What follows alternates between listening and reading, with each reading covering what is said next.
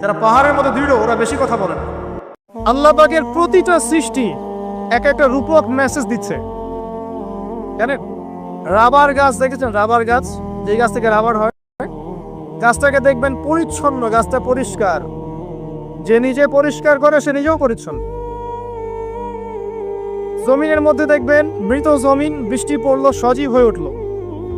সবুজ ধান ক্ষেত, এই সবুজ ধান ক্ষেতটা আপনার যৌবন, আস্তে আস্তে ফসল হবে। এই ফসল হওয়ার টাইমটা হচ্ছে আপনার পৌরত্ব। এরপরে ফসলটা কেটে ফেলা হবে। এই ফসলটা আপনার ভালো কাজ, আমলে সালেহ, এটাকে রেখে দেওয়া হবে।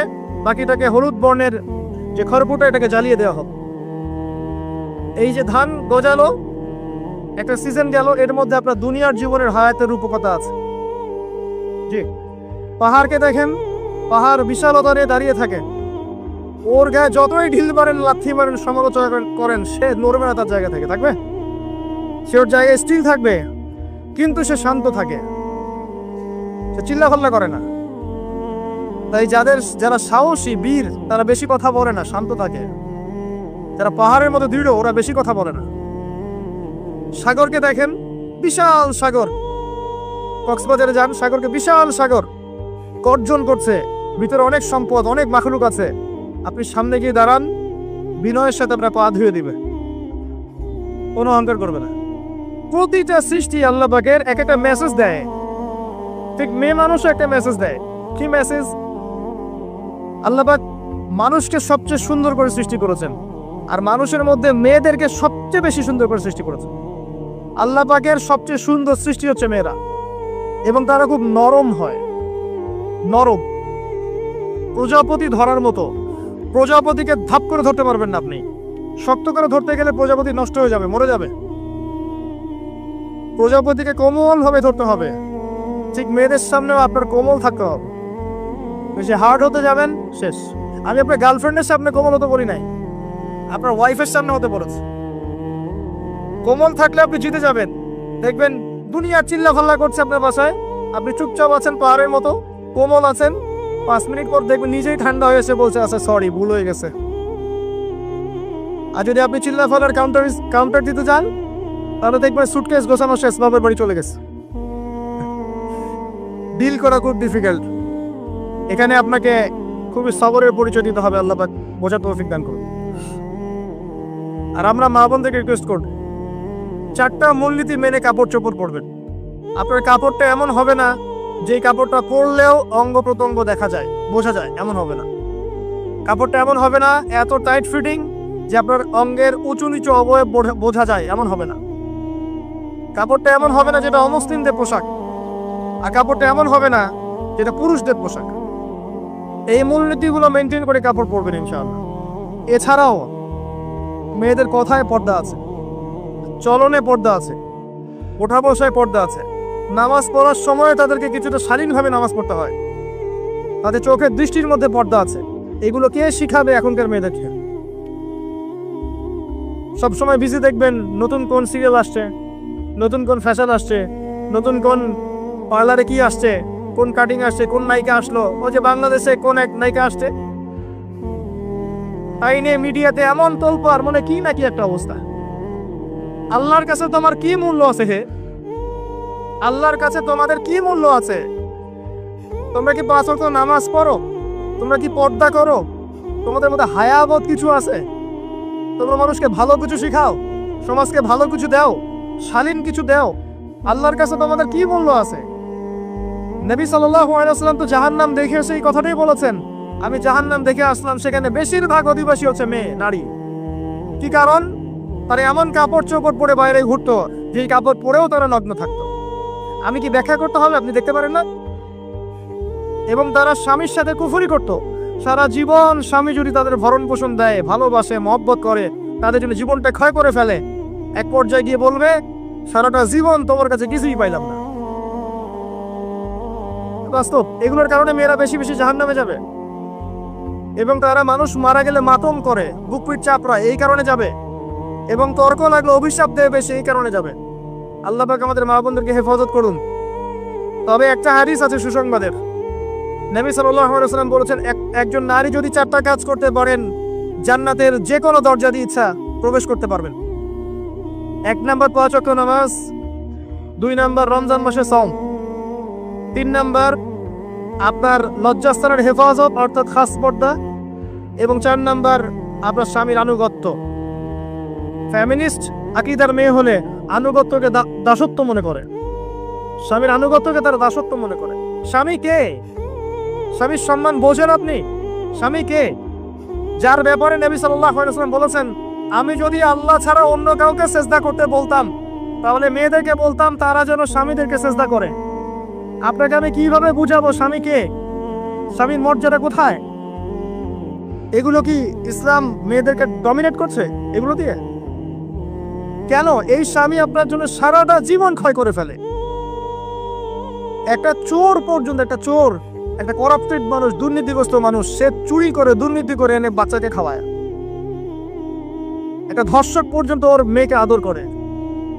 পুরুষ মানুষ কি জিনিস কেমন করে বুঝবেন? সারাটা জীবন ক্ষয় করে ফেলায়। যদি আপনি তার আনুগত্য করেন, তার সামনে সুন্দর মতো থাকেন, তার কথার সাথে তর্ক না করেন, ভালোবাসা দিয়ে থাকেন, আপনার জন্য সে জীবন দিতে প্রস্তুত থাকবে। এরকম পুরুষ মানুষ আপনাদেরকে কেউ চোখ তুলে তাকে চোখ তুলে ফেলাবে, এরকম পুরুষ মানুষ। আর এখন তো পরিস্থিতি ডিফারেন্ট। বাসায় পুরুষ বাইরের ছেলের সাথে ফোনে প্রেম হয়ে গেছে, পালাই চলে গেছে, বিয়ে করে ফেলছে। দেখবেন বাসায় স্ত্রী আছে, বাইরের মেয়ের সাথে প্রেম করে বিয়ে করা শেষ। বিয়ে কোনো সমস্যা নাই, ব্যভিচার করে ফেলছে। বিয়ে সে করতেই পারে, সেদের সমতা রক্ষা করতে পারে, সেটা তার ডিফারেন্ট ইস্যু, এটা অন্য ইস্যু। তো স্বামীর আনুগত্য আপনি কিভাবে বুঝাবেন? এটা দাসত্ব নয়। নবী সাল্লাল্লাহু আলাইহি ওয়াসাল্লাম বলেছেন, কোন স্বামী যদি কোনো স্ত্রীকে চায়, তার প্রয়োজনের জন্য চায়, মহব্বতের জন্য, স্ত্রী যদি চুলায় রান্না করতে থাকে, ওই রান্না ফেলে দিয়ে তাকে আসতে হবে। হাদিস। রাতের বেলা স্বামী স্ত্রী শুয়েছে, স্বামীর চাহিদা আছে, স্ত্রীর কোনো সমস্যা নাই, স্ত্রী ফিট, ইচ্ছা করেই অহেতুক স্বামীকে বলল আমি রাজি না, উল্টা পাশে মুখ করে ঘুমিয়ে গেল। আল্লাহর নবী বলছেন সারা রাত আল্লাহর পক্ষ থেকে একজন ফেরেশতা আসবে, এসে এই নারীকে অভিশাপ দিতে থাকবে। এখন একটু হাদিস শুনলে বলবে যে ইসলাম তো মেয়েদেরকে ছোট করছে।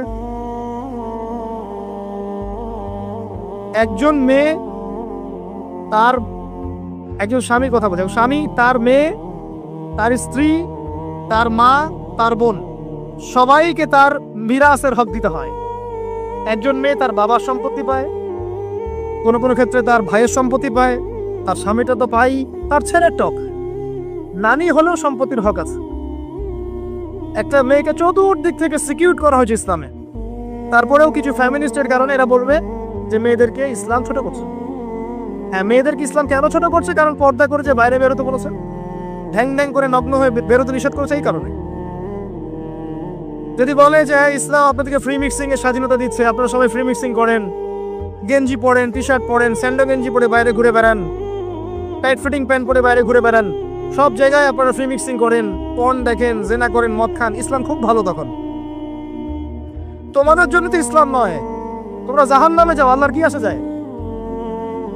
ইসলাম তোমাদের জন্য নয়, তোমরা জাহান্নামে গিয়ে মরো, ইসলামের কিছু যায় আসে না।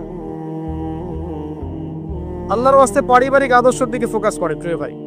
নিজে জাহান্নামের আগুন থেকে বাঁচেন, পরিবার বর্গকে বাঁচান, পরিবার একটা পার্ট হচ্ছে আপনার পিতামাতার সাথে খারাপ আচরণ করতে যায় না আল্লাহর ওয়াস্তে। সেই ব্যক্তির জন্য ধ্বংস যার পিতামাতা বেঁচে আছে, তাদের হক আদায় করে সে জান্নাতে যেতে পারলো না, তার জন্য ধ্বংস। আরেকটা অংশ আছে আপনার সন্ততি, বাচ্চা কাচ্চার প্যারেন্টিংটা খুব সুন্দর করে করেন। যখন আপনি স্ত্রীর সাথে মিলন করতে গিয়েছেন তখন দোয়া পড়েন, আল্লাহুম্মা বিসমিল্লাহি আল্লাহুম্মা জান্নিবনি শাইতান ওয়া জান্নিবিশ শাইতান মা রাযাকতানা।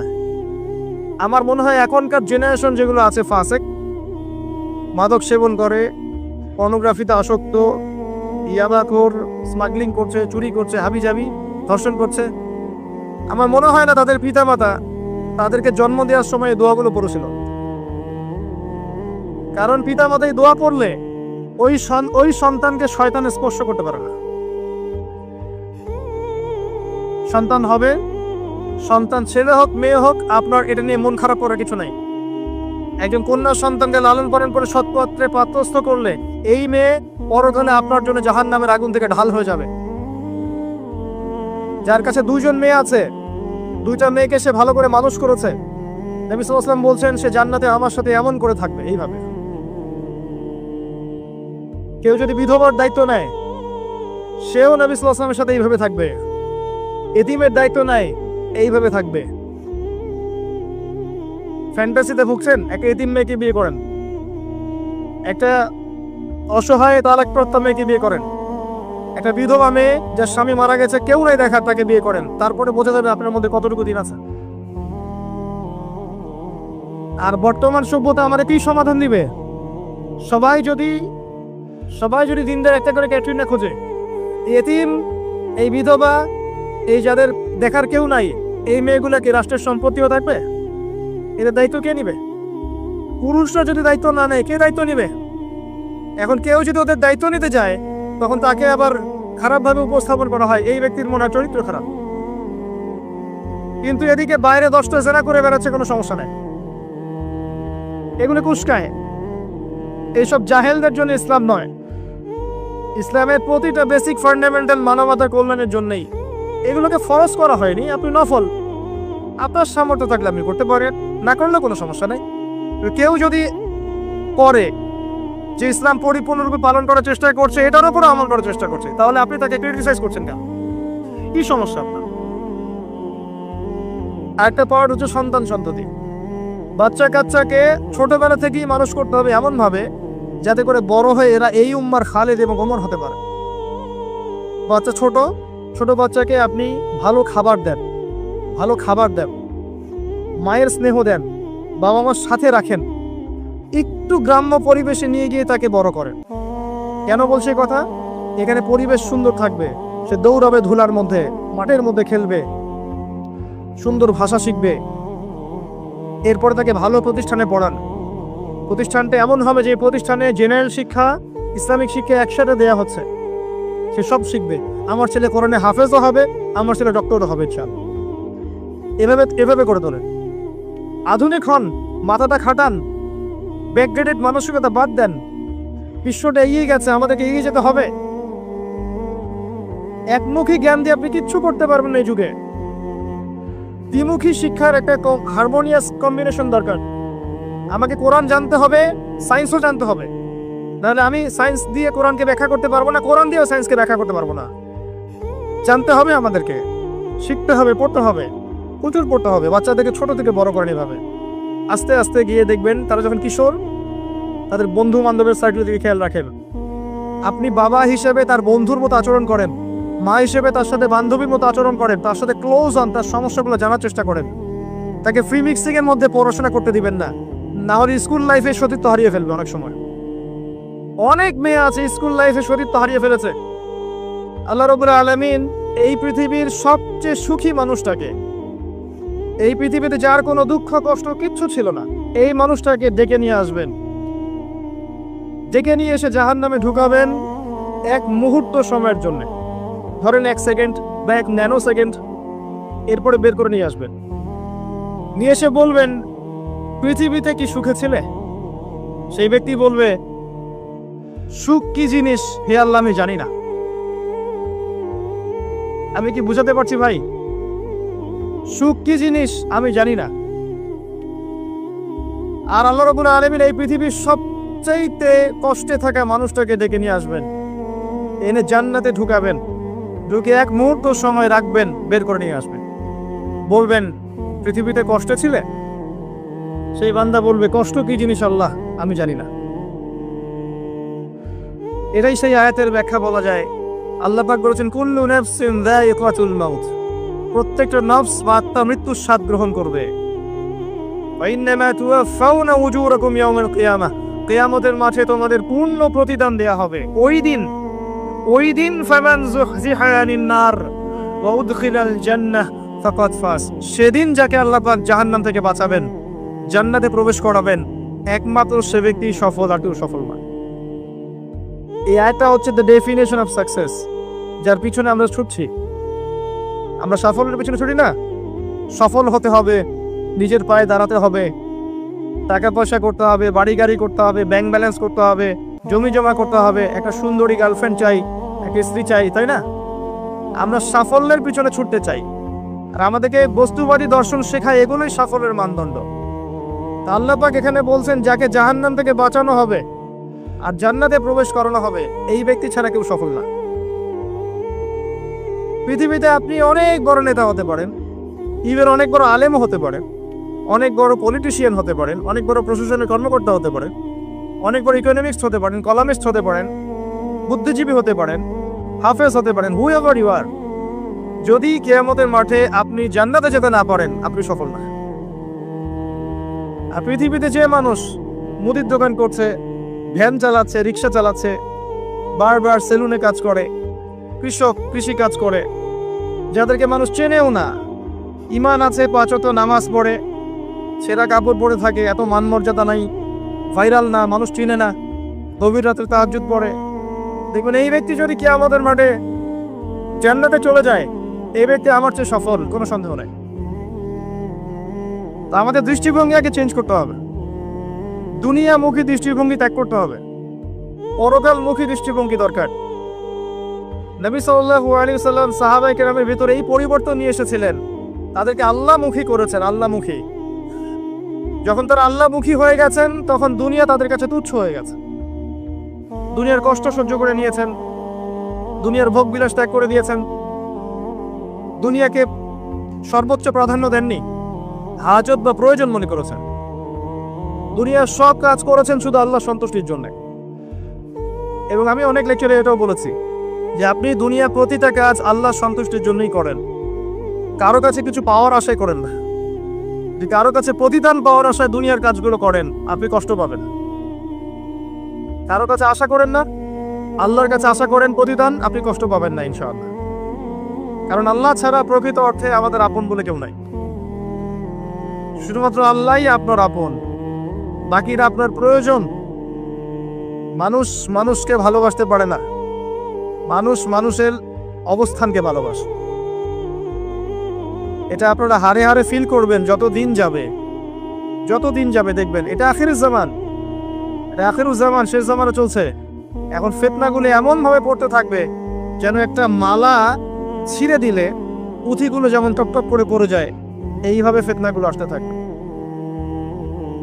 ওই হাদিসের দিকে আসেন, নবী সাল্লাল্লাহু আলাইহি ওয়াসাল্লাম বলেছেন, আদম আলাইহিস সালামকে ডেকে আনা হবে, বলা হবে তোমার সন্তানদের মধ্য থেকে জাহান্নামীদেরকে আলাদা করে দাও। আল্লাহ পাক বলবেন প্রতি 1999 জনকে আলাদা করে দাও, একজন জান্নাতে যাচ্ছে প্রতি 1000-এ। কিন্তু listen to me very carefully, কিন্তু আল্লাহ পাক সূরা নিসা একটা কথা বলেছেন, ইন্নাল্লাহা লা ইয়াগফিরু আন ইউশরাকা বিহি ওয়া ইয়াগফিরু মা দুনা যালিকা লিমান ইয়াশা। আল্লাহ রাব্বুল আলামিন তার সাথে শিরকের গুনাহ ছাড়া অন্য যে কোনো গুনাহ যাকে ইচ্ছা মাফ করতে পারেন। যে কোনো গুনাহ আল্লাহ পাক মাফ করতে পারেন শিরকের গুনাহ ছাড়া। আরেকটা গুনাহ আল্লাহ পাক ক্ষমা করবেন না, সেটা হচ্ছে বান্দার হক। বান্দার সাথে সম্পৃক্ত, কারো টাকা চুরি করেছেন, কারো জমি আত্মসাৎ করেছেন, কাউকে গালি দিয়েছেন, কারো প্রতি জুলুম করেছেন, কাউকে অন্যায়ভাবে মেরেছেন, ছিনতাই করেছেন, ইত্যাদি ইত্যাদি, যেটা অন্যের হকের সাথে সম্পৃক্ত। ধর্ষণ করেছেন, মানুষের সম্মানহানি করেছেন, কাউকে নিষ্পাপ কাউকে বিতর্কিত করেছেন ইত্যাদি। এই যে মানুষের সাথে জড়িত হক, এটা আল্লাহর কাছে মাফ নেওয়া যাবে না। কাবা ঘরের গিলাফ ধরে কানলেও কোনো লাভ নাই, ওই বান্দার কাছে গিয়ে ক্ষমা নিতে হবে। ভাই আমি আপনাকে গালি দিয়েছি, মাফ করে দেন। ভাই আমি তোমার টাকা চুরি করেছিলাম, এই নাও ফেরত নাও। বোন তোমার সম্পত্তি আমি দেই নাই, নিয়ে নাও। প্রতিবেশী তোমার জমি আমি নিয়েছি, নিয়ে নাও। এটা দুনিয়াতে করতে হবে। অন্যথায় পরকালে দেখবেন যে মানুষের সাথে জড়িত হকের জন্য মানুষটা দাঁড়িয়ে আছে। একজন ব্যক্তি উঠেছে, নামাজ রোজা হজ যাকাত সব নেকি নিয়ে উঠেছে, ওঠার পরে দেখছে সামনে অনেক মানুষ দাঁড়িয়ে আছে। কি জন্য দাঁড়িয়ে আছে? কারো টাকা নিয়ে শোধ করে নাই, কাউকে গালি দিয়েছে, কারো প্রতি জুলুম করেছে, কারো প্রতি অন্যায় করেছে, এরা দাঁড়িয়ে আছে, হক চাচ্ছে। তখন কিভাবে শোধ করবে? আল্লাহ পাক বলবেন তোমার নেকি ওদেরকে দিয়ে দাও, তখন শেয়ার রেটের মাধ্যমে নেকি চলে যাবে। কথা বুঝতে পারছেন? তখন আরো অত্যাধুনিক প্রযুক্তি থাকবে, নেকি কনভার্ট। আর নেকি দিতে দিতে যদি নেকি শেষ হয়ে যায়, তখন ওই ব্যক্তিদের গুনাহ তার আমলনামায় চলে আসবে। তারপর ওই ব্যক্তিরা জান্নাতে যাবে, এই ব্যক্তি জাহান্নামে যাবে। অতএব দুনিয়াতে মানুষের সাথে জড়িত কোনো হক রাখেন না। আল্লাহ পাক বলছেন শিরকের গুনাহ ছাড়া আল্লাহ যে কোনো গুনাহ মাফ করতে পারেন, আর এই যে কুফরি এবং মানুষের সাথে জড়িত হক আল্লাহ মাফ করবেন না। এখন আল্লাহ যদি শিরকের গুনাহ ছাড়া সব গুনাহ মাফ করতে পারেন, আর আল্লাহ পাক তো ওয়াদা করেছেন নবী সাল্লাল্লাহু আলাইহি ওয়াসাল্লামকে মেরাজের রাতে যে তোমার উম্মতের যে কোনো ব্যক্তি যদি শিরক না করে আমার সামনে হাজির হয় আমি তাকে মাফ করে দেব। একটা হাদিসে কুদসির মধ্যে এটাও আছে, হে আদম সন্তান, তুমি যদি আসমান এবং জমিন সমপরিমাণ গুনাহ নিয়ে আমার সামনে দাঁড়াও কিন্তু আমার সাথে কাউকে শরীক করনি, তাহলে আমি আল্লাহ তোমার সামনে আসমান জমিন সমান ক্ষমা নিয়ে দাঁড়াবো। আবার নবী সাল্লাল্লাহু আলাইহি ওয়াসাল্লাম সুপারিশ করবেন যার অন্তরে এক জাররা পরিমাণ ঈমান থাকবে তারা জান্নাতে যাবে। তাহলে কি কারণে 1999 জন মানুষ জাহান্নামে যাবে? উত্তরটা দেন দেখি। তাদের আমলনামায় কিসের পথ থাকতে পারে? কিসের? এটা বোঝার জন্য কি পিএইচডি করার দরকার আছে? এখন দেখেন, কিছু মানুষ আছে যারা বলছে যে ঈসা ইবনে মারিয়াম আল্লাহর সন্তান, নাউযুবিল্লাহ। এটা শিরক নয়, এবং তাদের সংখ্যা পৃথিবীতে 700-800 কোটির মতো, নাকি আরো কম বেশি হবে, যারা চলে গেছে, যারা আছে এবং যারা আসবে। কিছু মানুষ বলছে উযায়ের আলাইহিস সালাম আল্লাহর সন্তান, নাউযুবিল্লাহ।